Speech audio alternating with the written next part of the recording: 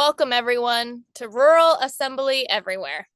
We are so thrilled and honored that you're taking some time out of your day to be here with us, wherever you may be. I am Madeline Matson, Director of Rural Assembly. I am joining you today from my corner of the world on the Long Beach Peninsula in rural Southwest Washington. We are about a 30-mile long sandspit that is bordered on one side by the Pacific Ocean and on the other side by what you see behind me, majestic Willapa Bay. I grew up here and I'm so proud to call it my home. Our theme this year is a bigger pie, cultivating abundance in a time of scarcity. For many of us personally and as communities, this is an incredibly turbulent time to exist.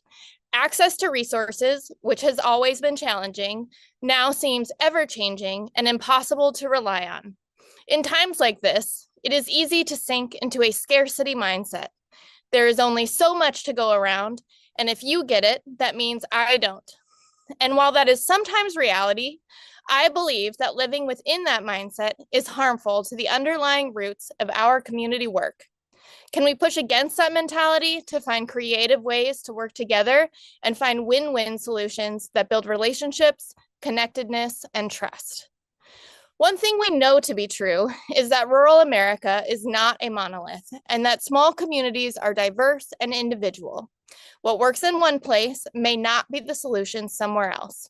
But as rural people, we also know that the investments we make in our communities is tied intrinsically to our identities as people.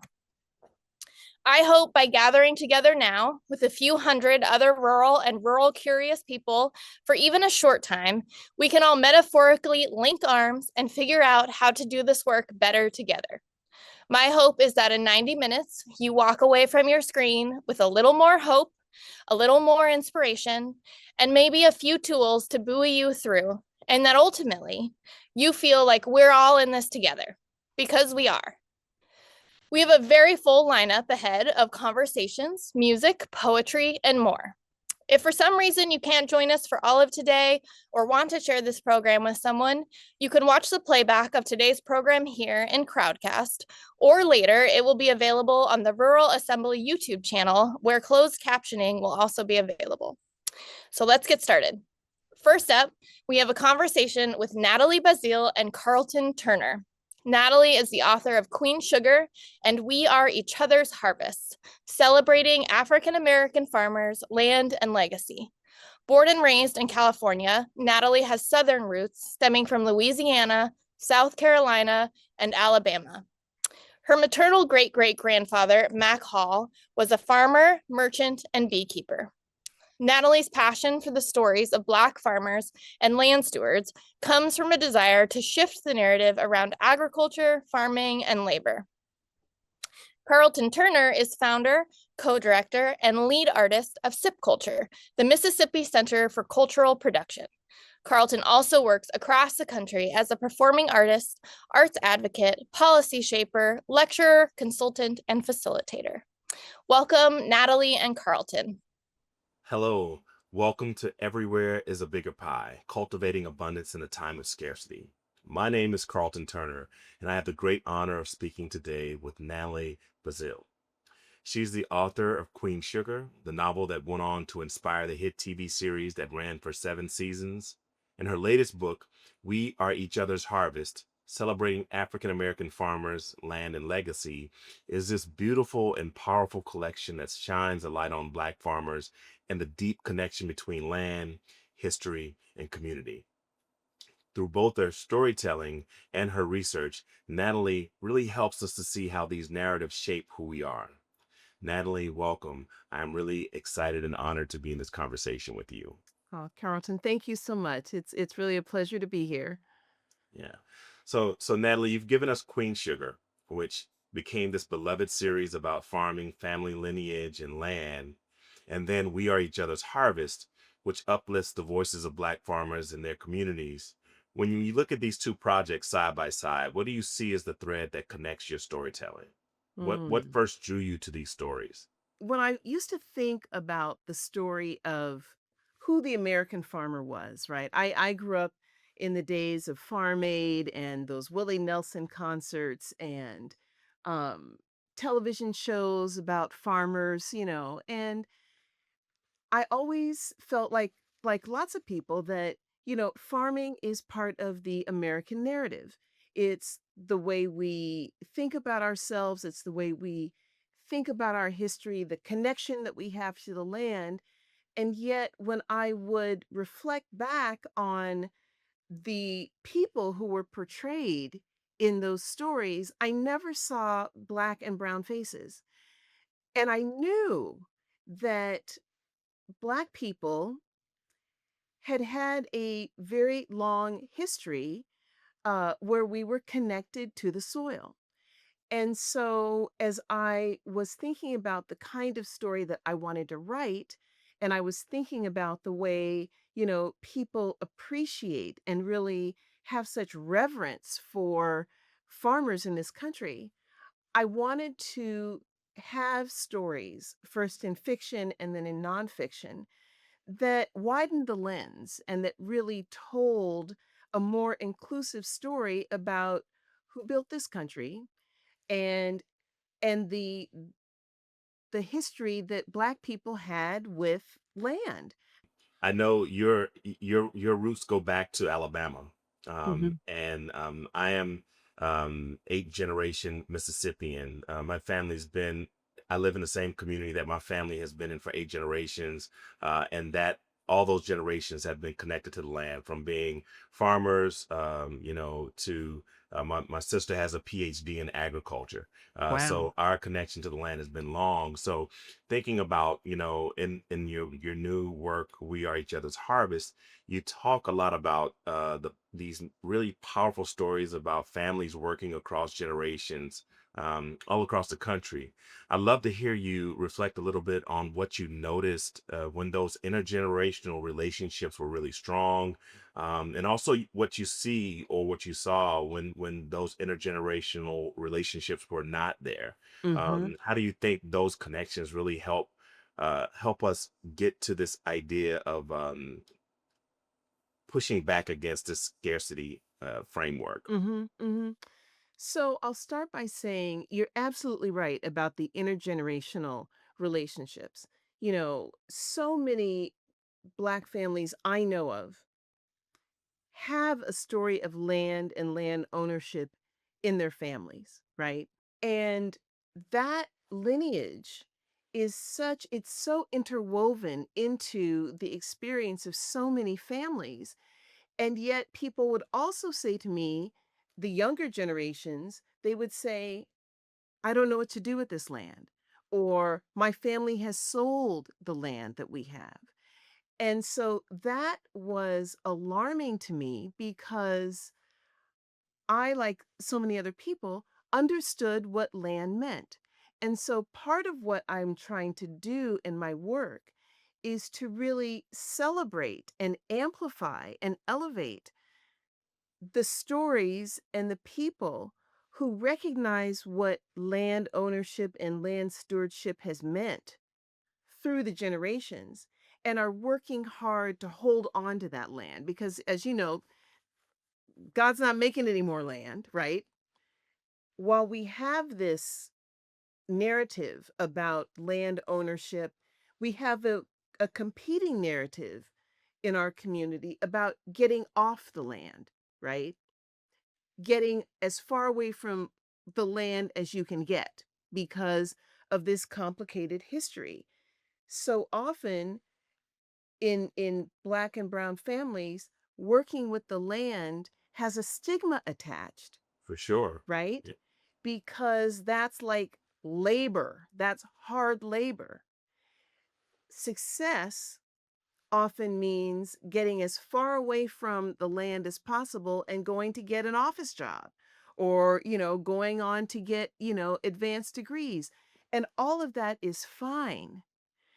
But I think what I was really trying to do in this book was celebrate the people who recognize land ownership and land stewardship as an equally valuable experience and as an equally important definition of success. And throughout this book, that is the common thread that links all of these stories together.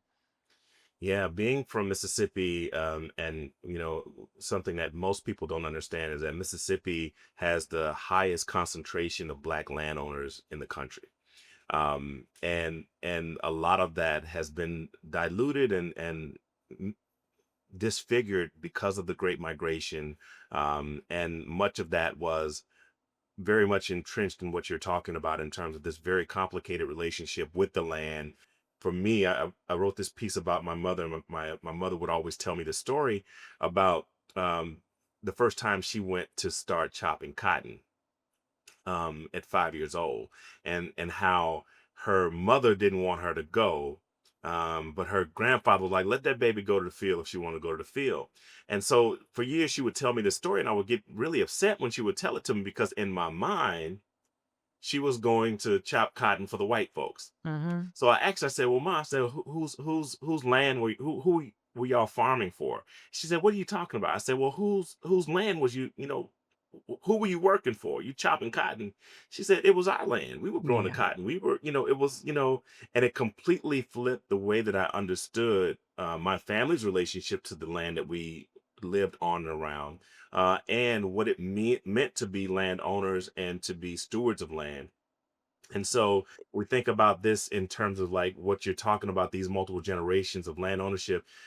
Many people run away from the land because they don't see it as successful. But there's Exactly. a relationship around land and power that we have not fully explored, and what that means in terms of the great migration of people Hmm. leaving places in the South, and how we ceded a lot of that power. So I really am really interested in more of this idea about identity. How do we identify power? The land itself is becomes a character in your work, right? It's Hmm. not just a subtext. It's not just a background. It is defining a principal character. Yes. So I'd love to hear you talk about your relationship, how these relationships with land shape our personal identities, and specifically how these families that you were talking about generationally, and also our communities, how we understand land as community practice. Hmm. Hmm. What has emerged into the kind of cultural conversation is a conversation about intergenerational wealth, right? And people weren't talking about that 20 years ago, right? I mean, we knew it, but we did not necessarily have language to define it. And when you start and so one of the statistics that I have on a page in my book, I won't be able to find it now, is a statistic that I found. It was a study that was done in like 2017. And it talked about how in Black families, the average wealth by like 2030 was going to decrease down to zero, right? And when I came across that, I was alarmed because what it told me was that Black and brown communities did not understand. And I don't mean to be prescriptive here. That's not what this is about. This is kind of a broad stroke. But what it told me is that we had to reframe the way we thought about land ownership because we were missing this huge opportunity, right? Something that had been in our families. Land has been in Black families for generations, and yet we did not recognize that as a source of wealth. Not only as a source of wealth that you could pass down to your families, but just like the way you told the story about your own, family, recognizing that they weren't chopping cotton for somebody else. They were chopping cotton for themselves on land that they owned. And so what I have tried to explore is this idea that land is power, right? Literally power. It is agency. It is self-determination. It is food sovereignty, right? Because you can grow your own food and you know where it comes from and you can control the harvest and all the rest. So land is not just a metaphor, right? For wealth and power and success. I'm talking it can be a literal source of freedom and independence. And this is again what I'm always trying to say in my work. And I'm trying to remind people, look what we have. This isn't something that we have to run out and get and acquire. In many cases, this is something that we have. We just have to reframe the way we are thinking about this asset that is already in so many, Black and brown families. Yeah, and I think I want to complicate that a little bit because I think building on that story that I was sharing, the second story that my mother would tell me is about the day that she remembers her father, who was my grandfather, um, basically saying that he had to give up farming. They were able to keep us out of the market and getting fair wages and fair prices for our goods, which even if you own the land and was able to produce the goods, you weren't going to get your due for them. So, and the story that she would tell is my grandfather coming back from taking all the cotton to market and had all these dreams for what he was going to do with the money, and came back and was like, I can't do this anymore because they didn't give me what I deserve and what the fair market price was for my goods. So I think part of the great migration is both a story about people looking for a different type of life, but it was also a story about white supremacy and being chased from the place in which you can have that freedom and power, and the recognizing of the systems of capital, that in order to control the market, you have to control the land, you have to control the prices. And I think for us, it's not that our my grandparents didn't know that, is that they could not unlock that system in ways that will be mutually beneficial and that could translate generationally. And so, thinking about, you're talking about scarcity. There's scarcity is real. It's not an imagined thing. Yeah. But whether it's land or money or even opportunity, in a time when right now things feel like they're being ripped away and pulled away at an even greater level, Yeah. how do we keep leaning into this idea of abundance? How does that fit into the framework for what you are exploring? Because I know that's what you found in a lot of these stories is abundance. Yeah. Yeah. I think you're absolutely right. And what I'm encouraged by is to see how new generations of farmers, Black farmers, new generations of land stewards are kind of breaking down those walls, right? I'm thinking, for example, I saw a young guy on he came up in my Instagram feed 2 weeks ago, right? And he is a young guy who is he has like a shirt company, like a t-shirt manufacturer. He is controlling the whole The cycle. cotton, the 100% cotton shirts. Yes. Yes. Mhm. Yes. And that is encouraging to me because what I'm seeing in the new generation of entrepreneurs are people who recognize the value, they have the education, they have the financial sophistication. Yes. And so that to me is an example of how we can approach the challenges that we're facing with an abundance mindset, right? It's So- looking around in our community, it is getting investment from our community, but also leveraging our experience and our talent in these ways that are entrepreneurial. Then people aren't waiting for permission. That is just one example of that I find very encouraging. Absolutely. This has been a really wonderful conversation. I want to end on a really positive space, and I want to know from you. There's so much going on in the world. I mean, we could talk ad nauseum about all the problems and challenges. But what is giving you hope right now? What are the things that are feeding you and putting a smile on your face and lightening your spirit in this moment? And what would Mm. you like people to carry forward from these conversations into their own lives and communities? Well, I think we can't lose hope, right? And I mean that again, not in a naive way, Mhm. because the world is complicated Yeah. and it is more challenging and it is deeply distressing to me to see how so much progress is being dismantled, right?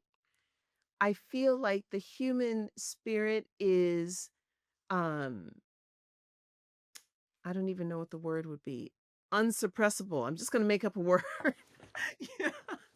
You know, I see the joy that people take in coming together, right? For small celebrations.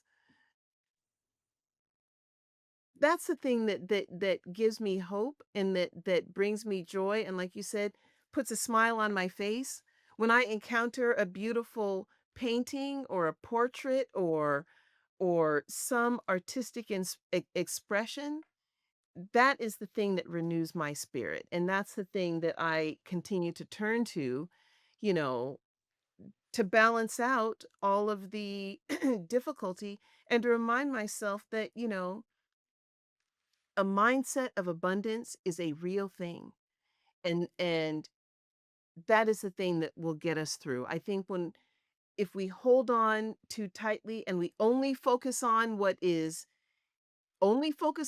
negative, our spirits are shrinking. And we need our spirits to be boundless. We need to feel joy. We need to see possibility. So I'm just trying to do my creative work. And I know that you're trying to encourage that too. And I guess at the end of the day, that's what makes me hopeful. Well, Natalie, it's a pleasure to meet you and an honor to have Thank this you. conversation with you. Thank you for all the work that you're doing and uplifting these stories. And if you're ever around Mississippi, come see us down here in Utica. We'd love to host you and feed you and sit on the porch and talk a while. Amazing. Thank you. I'll take you up on that offer. All right.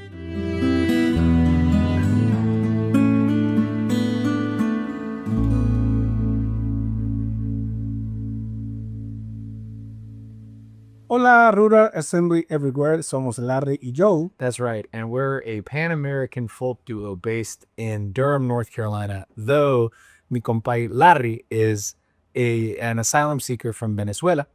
One of the ways that we cultivate abundance is by opening our own musical folk traditions to each other, teaching and learning from one another, tune swapping, and having fun as we go. ¿La pasamos bien o no? Buenísimo. Claro.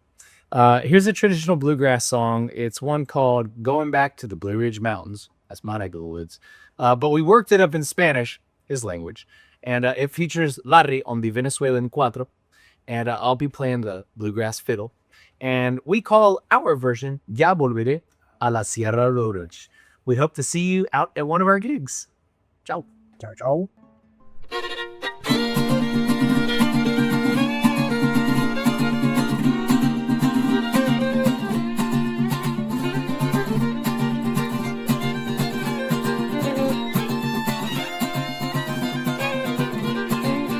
Ya volveré a la Sierra Rodríguez. Ya volveré. Me marcho hoy. Ya volveré a la Sierra Rodríguez. Qué lindo, lindo.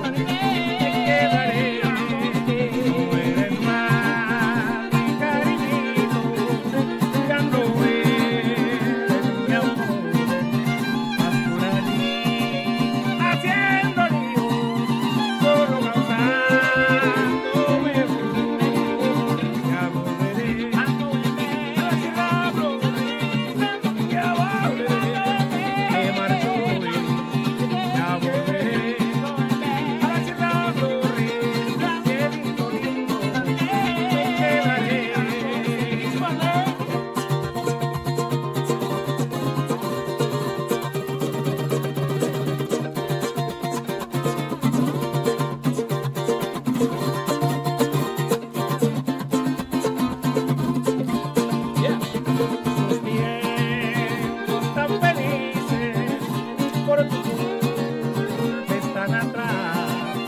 Ya no recuerdes más mi nombre, te pido no me busques más. Ya volveré a la ciudad florida, mi amor, te marcho ya volveré a la ciudad florida, cielito lindo, me quedaré.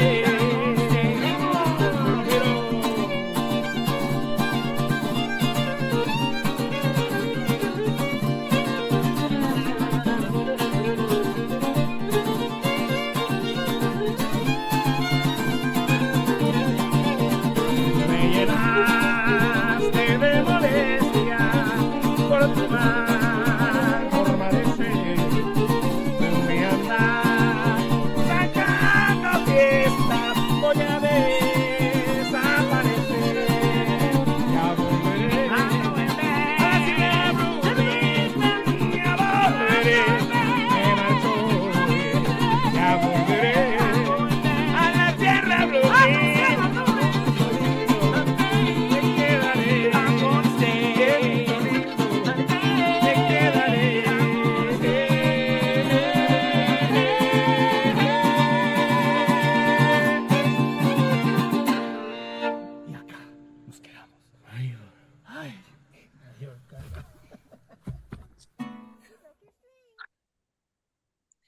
Thank you, Larry and Joe. That was fantastic.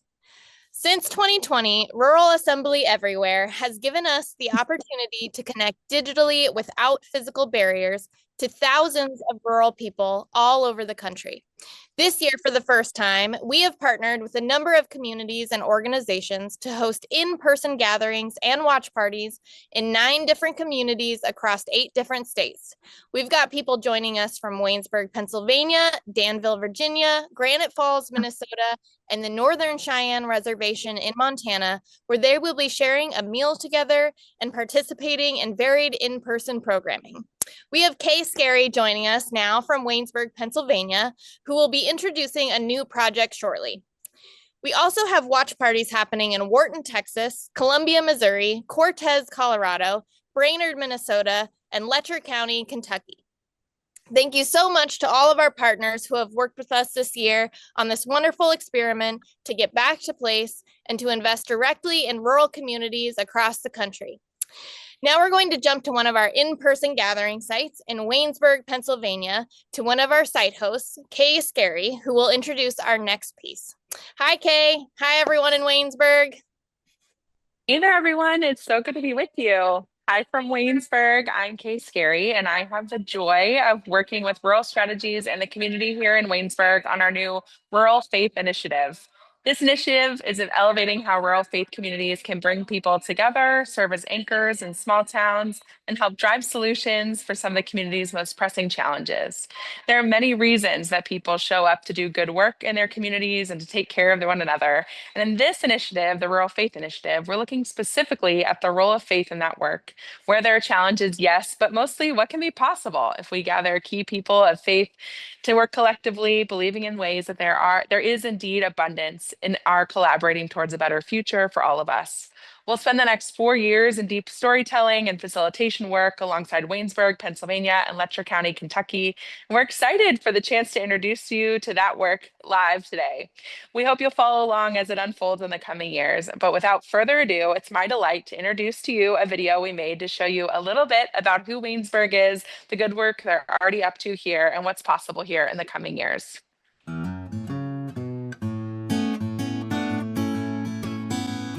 We are now entering the borough of Waynesburg, which is the county seat of Greene County, located in the southwest corner of the state of Pennsylvania.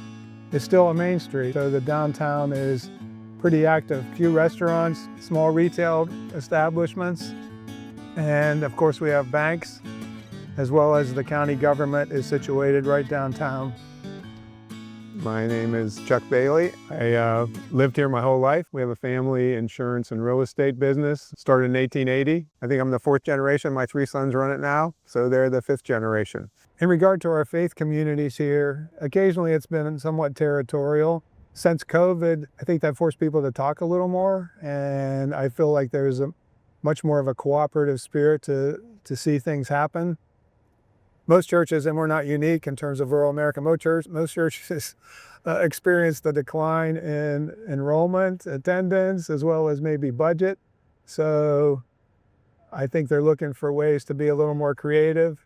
Also, the realization that they needed to get beyond the four walls of their church and engage. There's an organization out of Washington County next door that has really come in and adopted us here in Greene County called Neighbor to Neighbor. They've been going at it since 2018, and they are really making a difference. My name is Bill Burns. I'm the Executive Director and Co-Founder for Neighbor to Neighbor of Southwestern Pennsylvania. And we find ourselves here at a property called Mountain View Gardens in Waynesburg, Pennsylvania. This is an income-based housing project. It occurred to me that, you know what, I can think of a population among us that is condensed, that is neutral, that needs resources based on my own childhood experiences, and happened to be a place just like this. So here I go, bald head and beard, barreling on into the manager's office, and just sharing with the vision and a little bit who I was. And jokingly, you know, I said to them at that time that I'm essentially one of these kids that grew up, and that God has been so good to me, and it was in a different place professionally at the time. So I was able to give back in ways that I couldn't have imagined. And unfortunately, the world is happy to place labels on you: low income, underserved, all of those things, which in terms of descriptive purposes, they're accurate. But as being one of those kids, you feel that you're being isolated and you're being treated differently. They've been able to mobilize a number of church people in ways that has not happened really in the past locally. And people are getting up out of their seats, they're getting excited. Once we've gone into these communities, the magic starts to happen, if you will. You know, first off, you get a sense of comfort, you get a sense of ease. We consider ourselves and we describe ourselves as neutral territory. You know, there are certain instances where it's more important for the local church to be in the front than it is for us to be in the front. But when we come into a community like this where we garner volunteers, we do go beyond the neighbor to neighbor moniker because it changes. There's an ebb and flow. You're not always going to see the same face, but you'll see the same organization. But when you go into the outlying communities, it's the opposite. You know, we've been blessed by having different organizations. Bigger churches will hand off resources so that we can distribute them to the smaller churches in different areas. That happens quite frequently. Again, access to vehicles, kitchens, things like that. A small rural church may not have all of those different resources available to them at hand. Reinforcing their faith, so to come along as a partner, you know, and it doesn't have to be some big formal written out thing. It's, we're here with you. And ultimately that initial access turns into a relationship, which turns into a friendship, which in my heart turns into a family. It's exciting to see how that is going to continue to evolve. And then more recently, we've built a faith-based community center called The Way. The Way Community Center is a group of people that were brought together, representation from across different churches in this community. Primarily, First Baptist Church of Waynesburg purchased the building itself with the idea that we would become an ecumenical, faith-based community center. We knew that what needed to be done in our community would require a lot of people coming together, and we felt like the churches needed to be at the front and center of that. So currently, we've essentially completed phases 1 and 2. You're sitting in a building that's currently about $4 million. We started in 2019. We purchased this when it was a grocery store for about $400,000. And so we've been fundraising ever since then. And currently we have phase 3 in the back, which we have to raise approximately another about $600,000 that will get us to the finish line. When you only have so many resources, often people hold on to their own resources versus learning how to kind of share those resources and leverage them for the greater good. And so there was like this idea of like, why can't the churches come together? Why can't the big C be personified in an outreach like a community center? Why can't believers, regardless of your denomination, and even people that may not be practicing faith, come together and do good work for the purposes of taking care of your brothers and sisters? This building itself is an instrument to the mission of taking care of our neighbors. That is really what has been the lifeblood behind this mission, is sharing the love of Christ. Many programs, because we're rural and we have our resources are limited, our population's limited, that we struggle sometimes to maintain certain programming. One of the things that currently going on is our United Way is downsizing, and they're becoming part of Washington County. So we were able then to take on the Stuff the Bus program. If you look behind us right now, we have the Stuff the Bus, which we're super excited to be able to provide. We will probably have approximately 500 kids come through the door with their parents and grandparents and whoever, and they will be provided with some clothes, some shoes, a backpack, and they'll be ready for school. It's continuing to unfold, and it's not, I don't think we're gonna be at our capacity for still quite some time, because our goal is to have this place humming 6 or 7 days a week, at least 10 hours a day. That's when we'll know, that's when we know we've fulfilled our mission. If I could share a piece of information that I think would be essential to folks, don't be stagnant, don't be stale, don't be afraid to go. Even if your organization is designed that way, if you find yourself sitting there going, man, people aren't participating, people aren't able to come, people aren't helping, don't wait for them to come to you, go get them. I guess I'm cautiously optimistic that people in the pews want to get more involved if they've been able to see where their involvement makes a difference.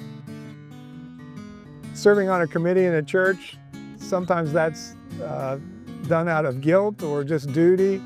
And I think I'm hoping that we can create a more engaging agenda where people can find out what they're passionate about, and then we can kind of fuel that passion, help them organize around some of that. And often that's involved in serving others.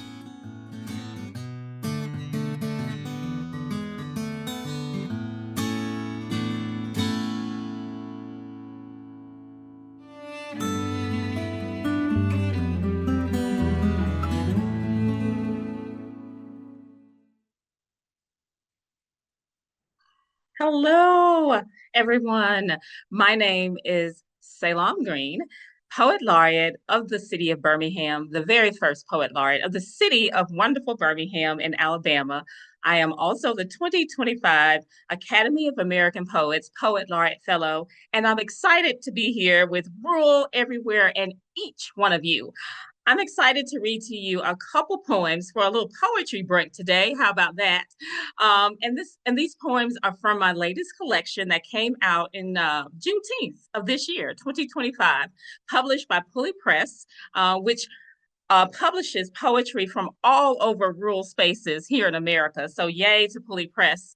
And the title of my poetry book is The Other Revival, Poems and Reckonings by Salem Green. And more information will most definitely be in the chat and everywhere for you to find out about the work that I do in rural America around poetry, storytelling, and using healing and writing as a tool to support everyone in America.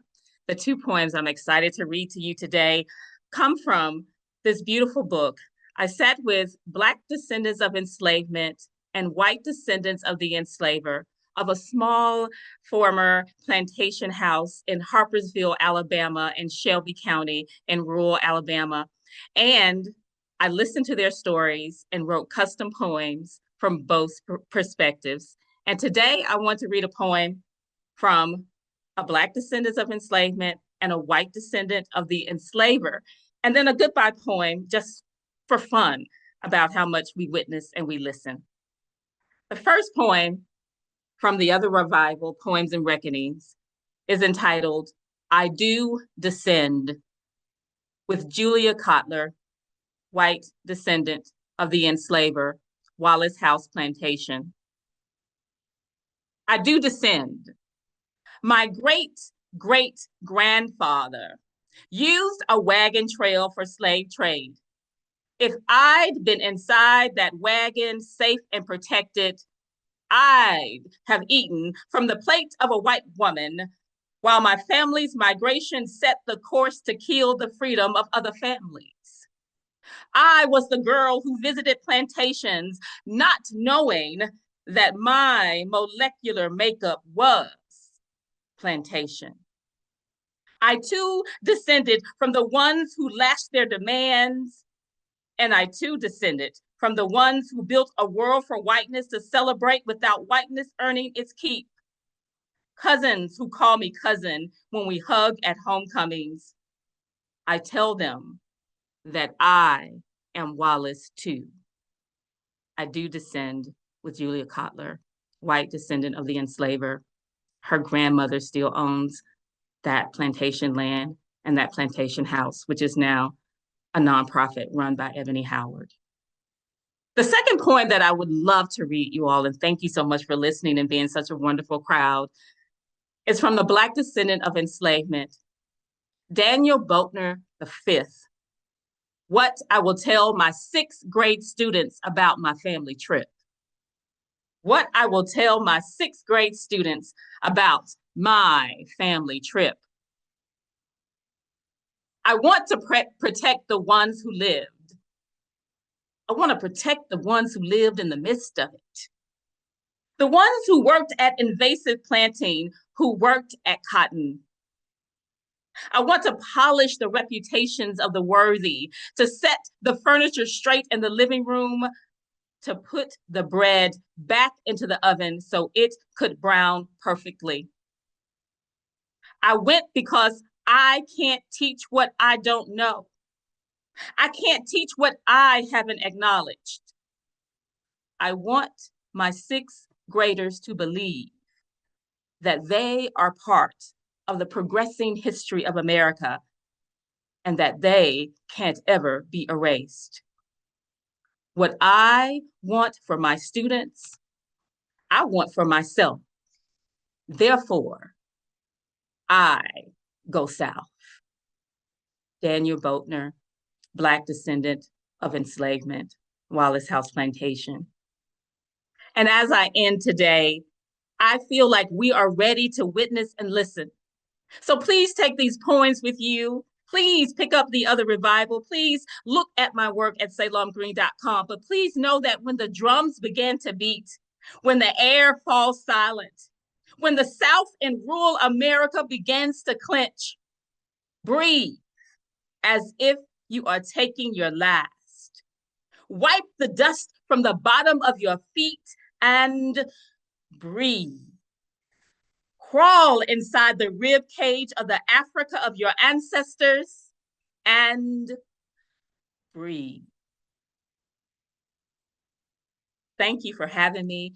Thank you for this opportunity, and enjoy the rest of Rural Everywhere.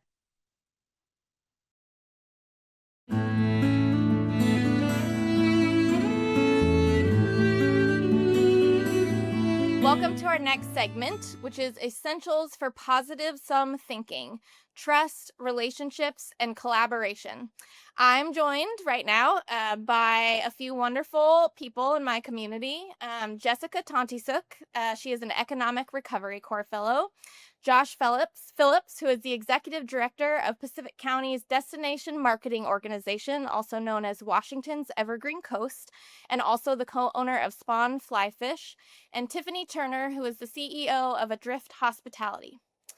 I want to give a little context before we dive into this conversation and some points of reference that might be helpful to all of you who are watching right now. All four of us live in the very southwest corner of Washington State on a small sand spit called the Long Beach Peninsula. Tiffany and I both grew up here, and Josh and Jessica are transplants, but have been here for a number of years and are very engaged in the community. There are about a half a dozen or more small communities that dot this area, including Ilwaco, which is where these three lovely people live, and then Chinook, where I live. We are also located in Pacific County, which is large geographically, but has a population of about 22,000 people. The county is divided by industry and population and history, and many people refer to above us in the county as North County, and then we are in South County. All four of us work together in many various capacities and over a long span of years, but the thing that connects us that I think is the most important is that we are all wonderful friends. So let's get started. The basic question today for all of you is tell us about how you've experienced zero-sum mindsets in your work or experience living in rural communities. Well, when Madeline punted this question at me, I really thought about it. And as someone who works in a for-profit business, I think there's a lot of expectation that I have a zero sum mindset, and we don't. We believe pretty strongly in lifting up our community through business and working collaboratively with other businesses. So I think that is a surprise for a lot of people at the tables that I sit in. And so it's fun to bring that perspective and really try and bring people together so that we can all grow together. And in a small community, I feel like it's critical. I could piggyback off that. When I moved here in 2020 and brought what was at the time an e-commerce company, the mindset was grow or die. And coming from like a more major metropolitan area to a rural community, my prioritization of what it meant to be a company shifted. We could have very easily been a ghost in this community, somebody that sells large quantities of products online. But I soon realized that like being a part of the community would be a greater fulfillment to that, and in part because of the people that are on this call right now inspired that.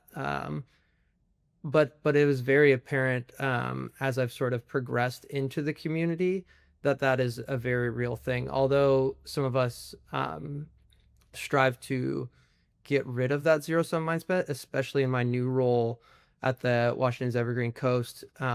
There is this divide. There is this feeling that if somebody on the Long Beach Peninsula gets something, then it means that somebody in North County doesn't. And sort of working through that, especially in terms of conversation and collaboration, has been something that's allowed me to grow as an individual, but also us grow as a business with Spawn Flyfish and as a destination marketing organization. Yeah, and in my current seat, primarily I'm working in the field of economic development, and traditional economic development is very much like an attraction mindset, right? So it's like, how do we like get things for our place, and how do we like outcompete other places where people or businesses might go?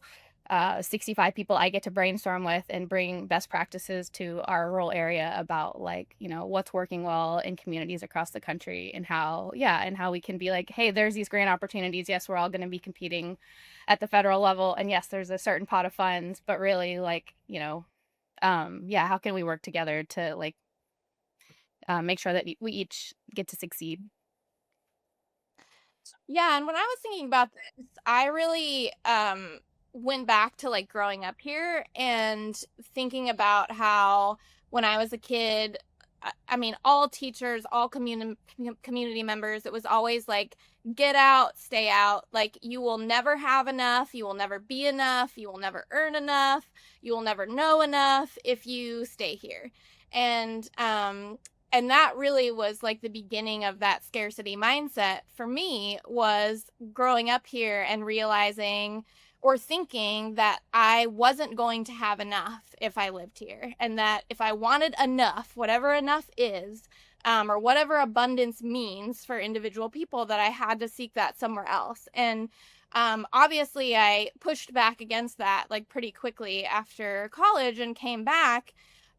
But still, even moving back, like I know I've said this to all of you before, but people would run into my mom at the grocery store and be like, I heard Madeline moved home after college. Like, is everything okay?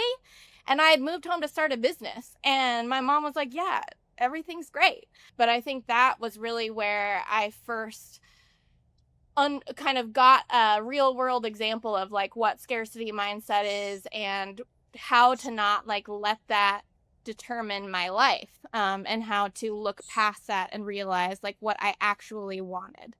I mean, when I first moved here, I learned and grew a lot as a person, but one of the first things, and the person that said this isn't in this room, and I don't even know if they're friends with anybody in this room, but they are a very prominent individual with a long legacy in our community. And they alluded to the idea that if I was to be successful in this community, people would dislike me. That didn't end up being the case. And I do think it's a testament to what you guys are saying, is like finding people, and I hope to do that, like bring people in, continue this sort of theme of us all being a community. But that was something I heard when I moved here, to be completely fair. Well, you are kind of on an island. You're just on it with all of us now. This is true. It's the peninsula mindset. Yeah, that's right. That's right. Entrepreneurship is a good example of being like, if you can dream it, then you can build it. And I think those are examples of like how we kind of cultivate that, or like our relationships with each other, whether it's like creating meal trains or like meeting up for the first day of school so that we can like take a picture every year or something like that. It's like the small things, I think, like they build on each other, they create joy, they create trust. So then later when I'm like, hey, I have a code question and I need to call city hall or city council or whatever, like I feel like, I can do that. And like, because I know people and I'm part of the community, and like I know that like if I don't exactly know the right question to ask, for my house or my business, then somebody there will like be receptive on the other side because I'm like engaged with like the whole system. For me, abundance, especially here, is a lot of just making your arms as big as they can be, and trying to kind of gather as many people, as many relationships, as many collaborations, being very high integrity, I think, is something that for me is a key to abundance. Showing up when you say you're going to show up, doing the things you say you're going to do. That's how you build trust with people, and that's how you build actual relationship. And I think the people who do that constantly and consistently are the ones that are able to maybe have conversations with people that don't necessarily like them, but you can at least get work done together. I think it takes all of us together. I think it's like hard for one or two people. Maybe some of us are responsible for bringing people into the fold, but I think it takes a critical mass. And I think the nice thing about our community now is we're seeing that critical mass and how, young people are becoming leaders in our community far before we had the opportunity. And I think, that's a testament to the work that we've all done together to make sure that we're really bringing people, we're opening doors for younger people, we're opening doors for new people so that we can bring diversity to our community and we can grow stronger together. Well, I was gonna say continued learning is a big one for me, like with abundance, and I think like that kind of goes in hand with like inclusivity. So it's like, yeah, how do we keep like, yeah, like what is like Josh or me, at points we're new to the community, and like, yeah, having people be like open minded to like what we bring, and also just be like, I don't care what you bring, we'll figure that out along the way, like I think just having that sort of like, yeah, I think a lot of towns that's not the case, right? Just being like, okay, like, we live in small places, like I'm sure there's like a capacity for how many people can move here, and we have a sustainable like place. At the same time though, like, yeah, how do we be welcoming, and how do we like encourage people to like stay engaged and be involved? Yeah, as we're getting towards the end here, I wish we could talk for another hour or more. But are there any, we've kind of touched on this a little bit, but are there any kind of tools or strategies that you've used to kind of push ahead? Because this work can be hard and it's not all sunshine and roses. We have all cried together on numerous occasions over different things, and we've worked through hard stuff before. So how do you do that? How do you wake up and say, this is the place that I want to be, even when you're really mad after a city council meeting? And how do you just kind of keep doing the work every day? Well, I can say it's because of all of you. I mean, I think you have to find your people and you have to be able to find people to cry with. And, we stay in this community because of you all and the people here and the ability to make an impact in a rural community. You feel it. And so even when you have those setbacks and the times where you feel like you're not making progress, I think the times where you do make progress and that you do see the strength of the community, I think you have to remind yourself of those in the hard times. I mean, I've worked to find common denominators with people. I mean, I work across a huge spectrum of individuals in the county, and finding, even if it's something as simple as like going on a hike, or I like to eat crab, or something that like we can connect on to some like small degree, allows us to like get through some of these challenging conversations, because then we have a relationship outside of the work that needs to be done. Because I mean, there's people I agree with and there's people I don't agree with that are friends who aren't friends. Um, and finding something that I can connect with, because the relationships out here are so important to everything I try to build as a small business, everything we work towards as a DMO. That relationship aspect of what we do on a daily basis is what is allowing us to be successful. I truly believe. And finding some little personal touch that I can connect with them on has been really important, especially in the DMO world where it's not just me and my business partner's company, but like we are every day working for the greater good of the community. Being able to connect with them and having a personal relationship has allowed us to be successful. Yeah, I would definitely ditto both of those things. And then, yeah, I mean, I think just not taking myself too seriously is always helpful for me. And I think, yeah, if every meeting I went into and the first couple things someone highlighted about me, whether it was how old I was or something else, it's like if I let that like lead the way that I went into the next hour of talking with them, you know, like I would never get anything done. And so I think part of it is just like, yeah, being like, this is all small stuff and there's lots of stuff that we get to be grateful about. A lot of it is because of the place that we live and the relationships that we built. And so, yeah, just I think in some ways it is down to like sort of choosing what I focus on. And it's like, yeah, let the little things go and then, yeah, have fun. Just, yeah, have fun. Awesome. Well, it's always a pleasure. And I'm sure we'll do this again very soon in person. Thanks all for joining me today.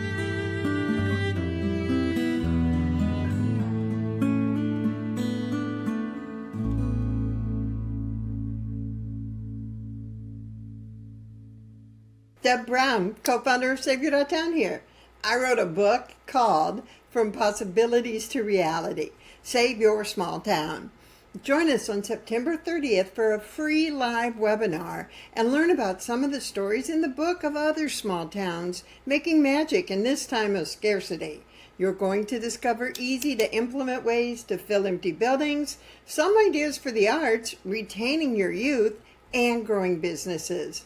It is another opportunity to learn how to help your town with practical steps you and your crowd can take right now.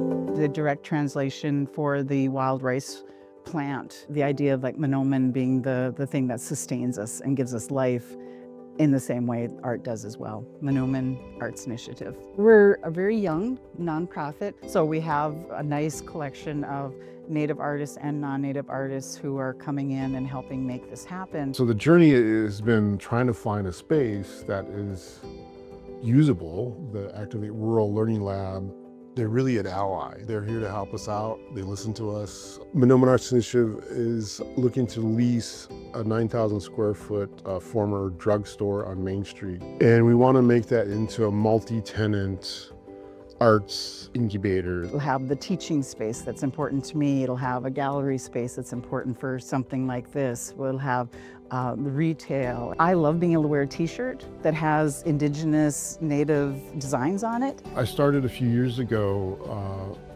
the Anamiki Print Club. I wanted to start a business, that would help artists do reproductions of their work. We support public art and artisans and the entrepreneurship of an arts economy, because just because you live in a rural setting doesn't mean you don't have artists. One of our first exhibits at Monomen Arts Initiative, I was able to gather 40 artists from my little village in Adawash, these people to show their work. And we had over 600 people come through. It was probably the first time for most of them they were called an artist.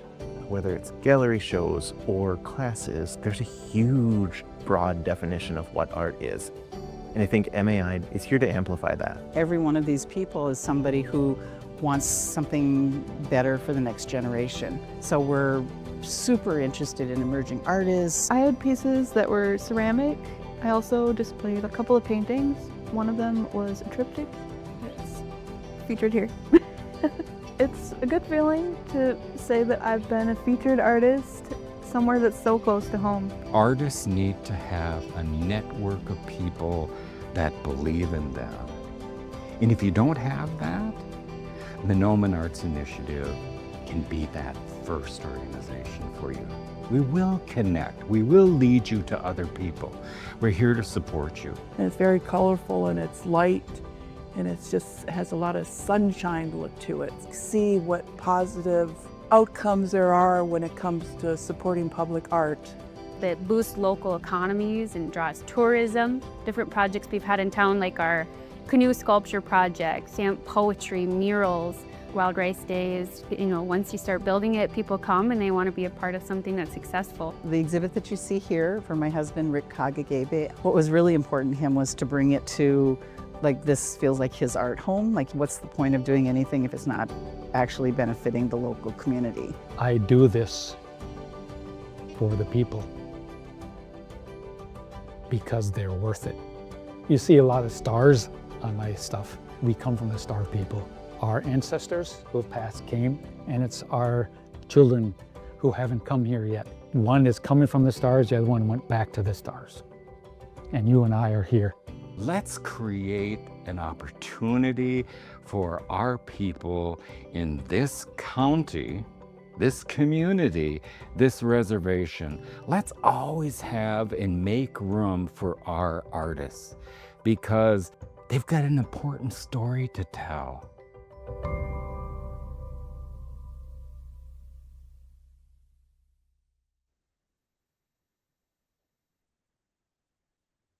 Hi, everyone. I'm Tatum Fotheringill, Director of Programs and Partnerships here at Rural Assembly.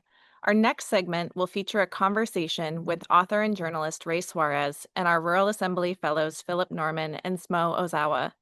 During the interview, we will go live, or after the interview, we will go live with Ray for a Q&A session, so please drop questions into the chat during the interview. Ray is host of the new PBS television series Wisdom Keepers, on air and online on PBS content services. He's the author of the recent book on the modern era of American immigration, We Are Home, Becoming American in the 21st Century. Philip and Smo are Welcoming and Inclusion Fellows here at Rural Assembly. They have spent their fellowship working on a podcast called Roots to Roots about immigration in rural communities. The podcast is out this week, so take a listen later on the Rural Remix channel and wherever you get your podcasts. Hello, everyone. I'm Philip Norman. I'm here with my colleague Smo Ozawa, and we're speaking with longtime broadcaster and journalist Ray Suarez. And the title of today's conversation is How Everywhere Can Be Home for All. So, Ray, in your recent book, We Are Home, Becoming American in the 21st Century, reading that book really informed this podcast that Smo and I made about immigration in rural America. And your voice is featured on the show. So to start off, could you just tell us a little bit about how immigration is reshaping rural America? Well, Philip, it is a very old story and a very new one at the same time, which makes it one of the more interesting inquiries in American history right now. Of course, the 19th century story is very much an immigrant story, but now the 21st century one is as well. When the laws were changed in 1965 to reopen America to large immigrant flows, people started to come from different places in the world. And what had largely been, in the modern era, a coastal and border phenomenon became an everywhere phenomenon. So now immigrants are the backbone in many places of the rural economy, the agricultural economy, the small town economy, in places where there really had never been or hadn't been high levels of immigration in more than a century. And so it's retelling a very old story, but with a new twist because people are coming from different places. They were not used to having Somalis in Minnesota. They were not used to having Eritreans in Iowa. They were not used to having Mexicans in communities in the Dakotas. This is a new story and an old one at the same time, and it is forcing people who are the great, great, great grandsons and daughters of immigrants to rethink what immigration means.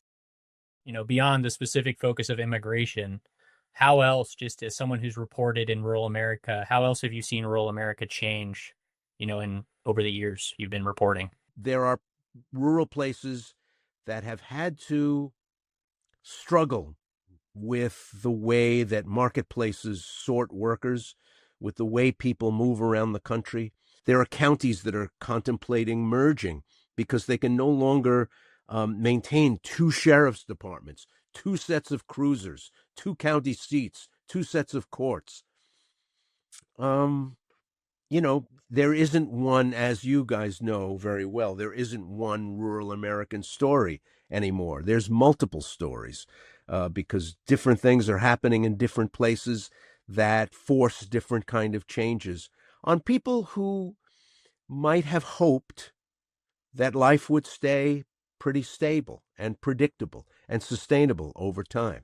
And sudden wealth is changing the nature of places. There are counties in Idaho where people are building second homes, counties in Wyoming where people are from rich, faraway places are building second homes, and suddenly there's a demand for an airstrip so that private aviation can bring these people to their homes. Yet, if you're a cop, if you're a teacher, if you're a firefighter, if you're a nurse, you may be getting priced out of the community where you live in, central Colorado, in southern Idaho, by new people and people moving in from the coasts. So it's what makes America a fascinating place to cover, a challenging place to cover, and it's what forces us to always have to deal with new challenges. The theme for everywhere this year is abundance and how the pie is big enough for all of us. Before we head into a live Q&A period, can you share some examples you've come across of how storytelling has the power to shift these instincts of scarcity-minded isolation back into attitudes of collaboration and abundance that include these rural newcomers? One of the saddest parts of the national conversation, the national discourse around immigration, is the belief among a lot of our fellow citizens that this is a zero-sum game, that if someone is getting something, that means there's less for me.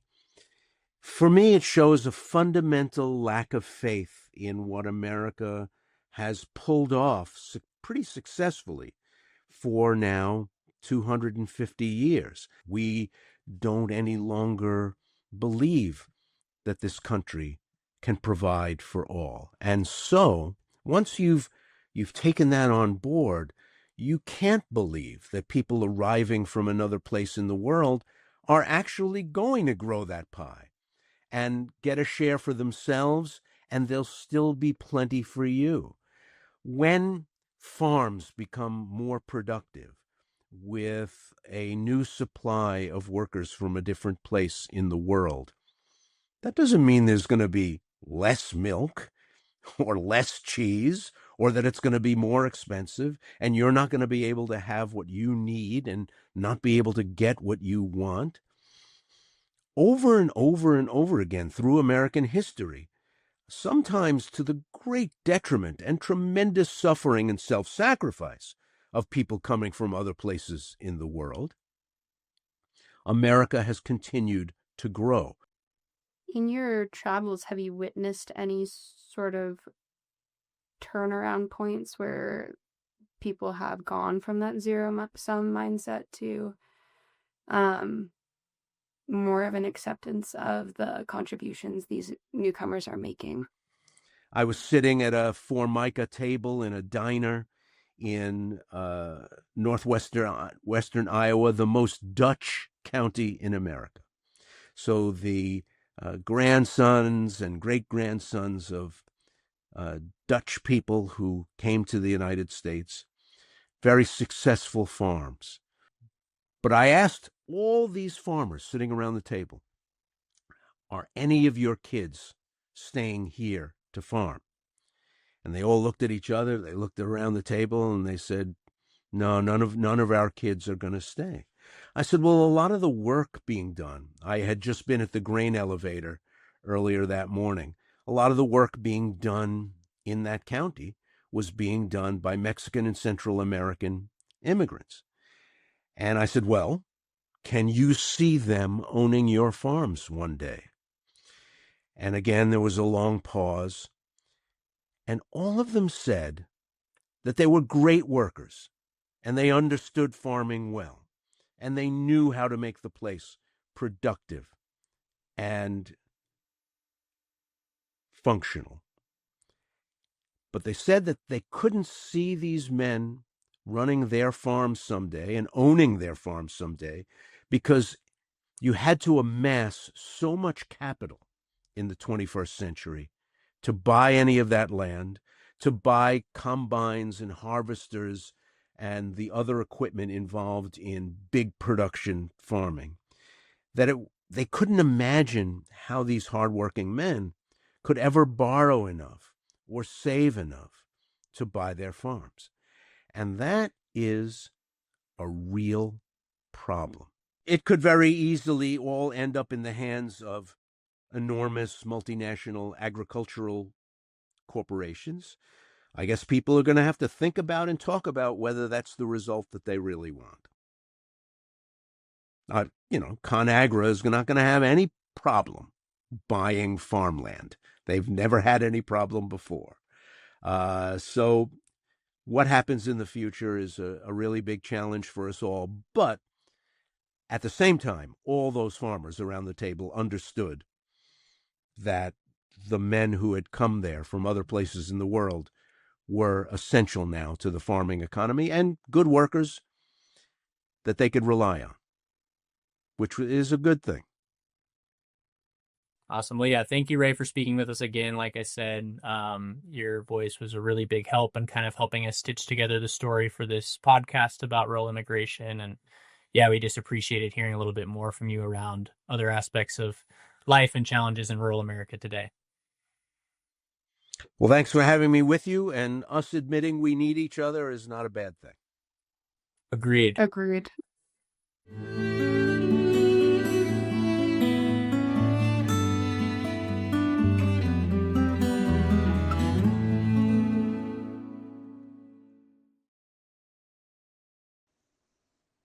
Welcome, Ray. Thank you for that Great to be with you. Thank you for that conversation with Philip and Smo. And we're excited to ask a couple of questions live here. We've got time for a few. There are probably more than we can get to, so apologies if we don't get to your question. But I want to start with one that Anya asks. What advice do you have for rural city councils and local governments to support newcomers? I think there's a big role for local leadership in both calming the waters if there are concerns about new people coming in, and finding out from people what they want and what they need in order to root themselves in a place that they've just arrived.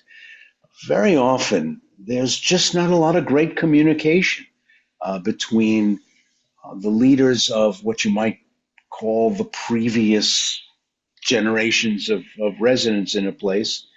The newcomers may not have any elected officials, may not show up in the voter rolls very much because they're not naturalized. So the ways that we choose local leaders haven't thrown up authentic representatives of a new population.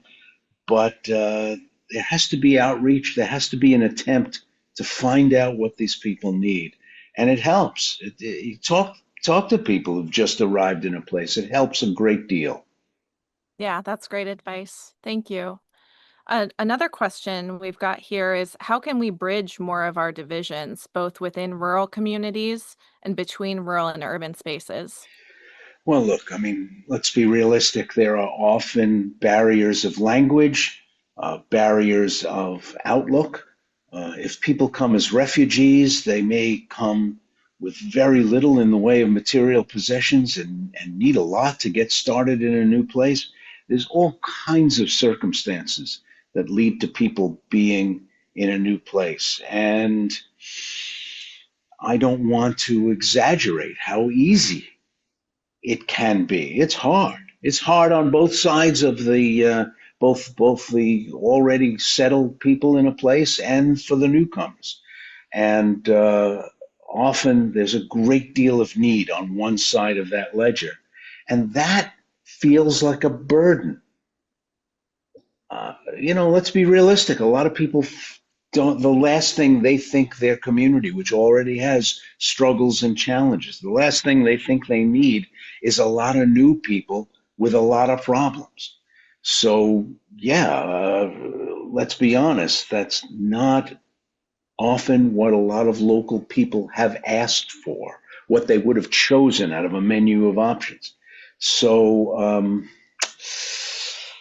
churches, other civic institutions are often terrific bridge builders. And as we look at the history of various communities in rural America, they have been the people who have created the vessel for welcome.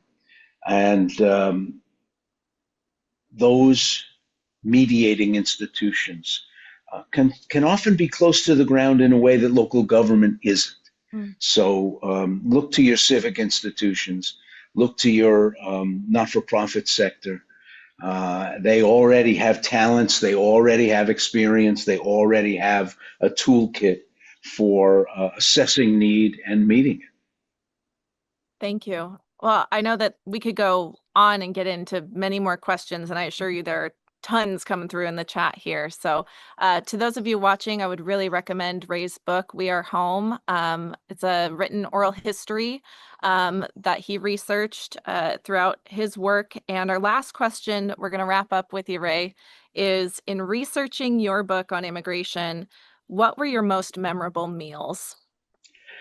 Well, I have to say, the most memorable meal is a phenomenal Indian dinner I had in Frisco, Texas, which is not necessarily considered a hotbed of Indian cuisine. I think if you ask people around the country where to go to get a great Indian meal, it might not show up even on the first 200 places that would be listed.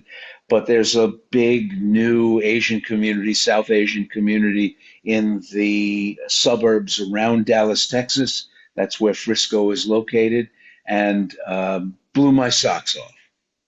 Thank you. Well, that's making me hungry. And just want to thank you so much for joining us, Ray, and for the conversations. For those of you watching, you can hear more with Ray in the Roots to Roots podcast and check out his book. We're now going to go to something near and dear to my heart, a program called Morning Connections.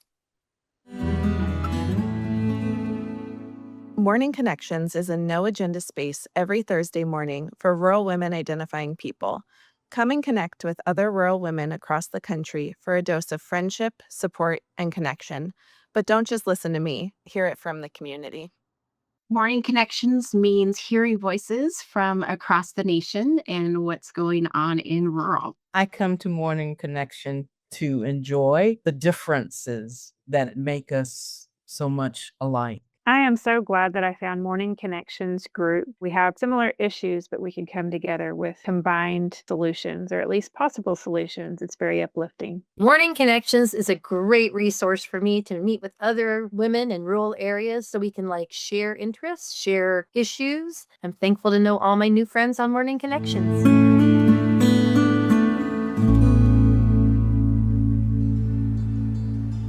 The building we're in is Appalachian Groundswell, which is a stream mitigation business. So this space has been focused on streams in East Kentucky, mitigation, and how we offset some of the damage that has happened over the years with that. So it felt like a natural fit for this space to include the streams.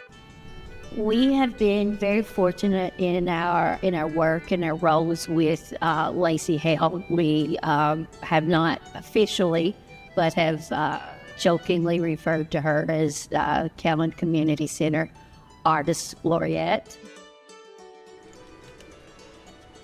Valerie Horn from Cowan Community Action Group, she contacted me and asked if I would be interested in doing a mural project behind their building, the old post office here in town.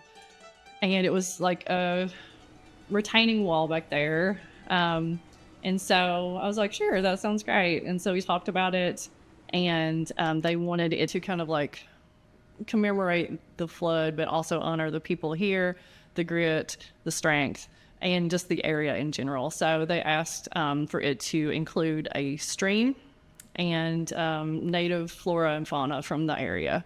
And then she asked me if I could do it in mosaic. And I was like, I guess I'll give it a shot, because I'd never done mosaics before. I was thinking about all the different pieces that can go into a mosaic. And so as I was doing research, I realized, oh, you can use rocks, you can use jewelry, you can use broken ceramics. And so I mentioned it to Valerie that I had a mug of my dad's, who passed away in 2008, and I got that mug and I used that mug, and then I broke that mug. So I couldn't bring myself to part with the mug. And so I told Valerie that I had this mug of my dad's and I would like to put it in the mosaic. And so from that, it kind of grew into, wouldn't it be cool to ask people in the community to bring their own broken treasures to donate into this piece. It didn't really start to take off until I wrote a little piece and took a picture of my mug of my dad's that I wanted to put in there. And I think at that point it connected with people on a different level, and they're like, oh, I could donate a piece of something that means a lot to me and contribute to this public art piece. So I put it out there and people started bringing pieces in. Some people have just brought things because they wanted to have something in it. You know, they're like, I saw this, I thought of this project. I want to be a part of it. There's been people who've brought their grandma's earrings, their mother who's passed away for 50 years, the vase that she had. My mom contributed a pick of my dad's because he played guitar. It's just been so much, and it's been a way for me too to learn about people in the community that I might not have been able to meet before. It was a gift. My last day of work as an orthopedic rehab nurse on the Munich Fair, and the nurses, it's a gift from them, okay, that I work with. So to me, it's a gift of love. This is such a neat ideal, and it will go on forever watching over. I think it'll watch over. I love it so Angels much. watching over. That's beautiful. Thank you so much. Yeah, we'll definitely, it'll be, actually the wings would be so pretty, and the kingfisher wings, don't you think? That next year, yes. I think that'll be great. And I love the little. It's just an honor that they trust me with the pieces that they bring, and I hope I do them all justice. I think that anytime a piece like this can happen, it's showing that art can be healing, it can be therapeutic, it can beautify a space, this gray concrete wall. So it can really add interest. People come down and take photos with it. They are just proud to have it and be part of it. And with this one in particular, with the stories included, it's like an archive of the community and what they found important and beautiful. Projects like this really get people thinking in different ways of like what art can be and why it's important, and what it can do for their community and for themselves.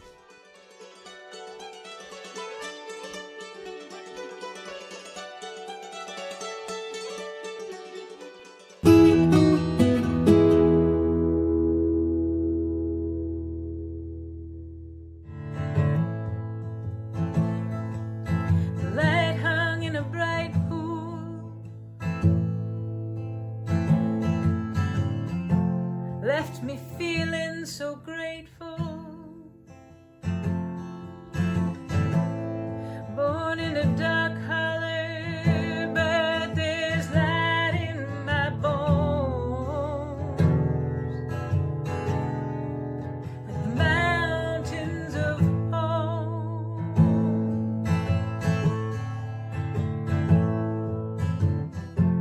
Things we burn in the fire, things we found in the flood. No hate in my heart, 'cause we were born to rise up.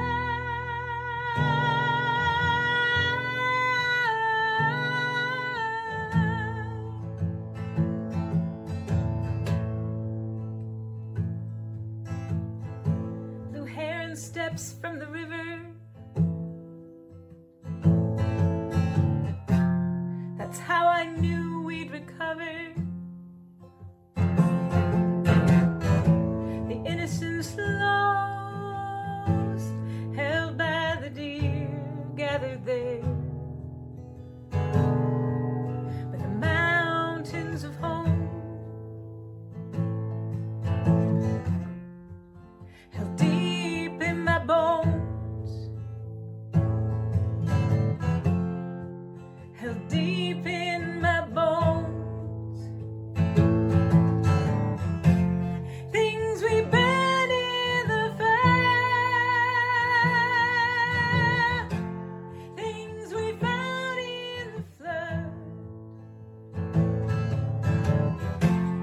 There's no hate in my heart,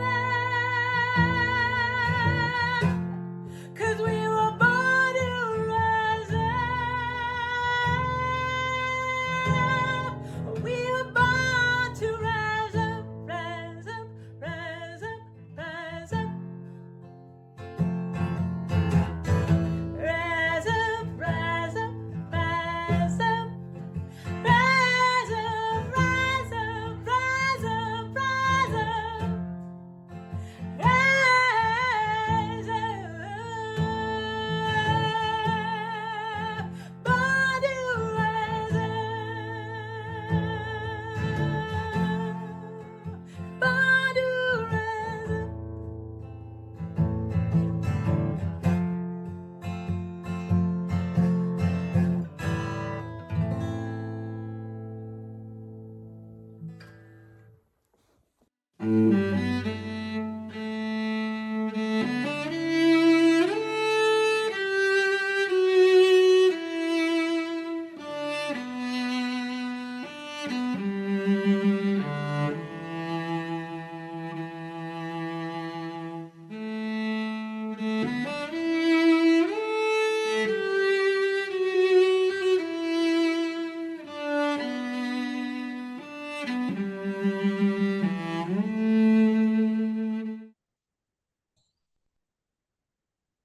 Wow, what a beautiful piece and message to wrap up this time together. Thank you, Eliza and Lacey. We also want to take a moment to remember a colleague and wonderful friend of Rural Assembly and Center for Rural Strategies, Quintessa Peak, who recently passed away. Quintessa was a sickle cell warrior and was a passionate advocate of blood donation. September is Sickle Cell Awareness Month, and we invite any of you who are able to donate blood in her memory. I want to take a quick moment to thank all of you for being here and to thank my wonderful team here at Rural Assembly, Center for Rural Strategies, and Daily Yonder for supporting Everywhere and this broadcast. Special thanks to our Director of Multimedia, Joel Cohen, for pulling the behind the curtain strings, and to our Director of Programming, Tatum Fotheringill, for keeping us all in line and fostering so many of the relationships that make this program happen. And finally, the raffle winners. Your full names will also be in the chat. The book winners are Nikki, Jean, Clint, Patty, and Jenny. And the Everywhere stickers go to Jasmine, Troy, Scott, Shelby, and Aiden. Thanks again. Be well, look after each other, and thank you for joining us.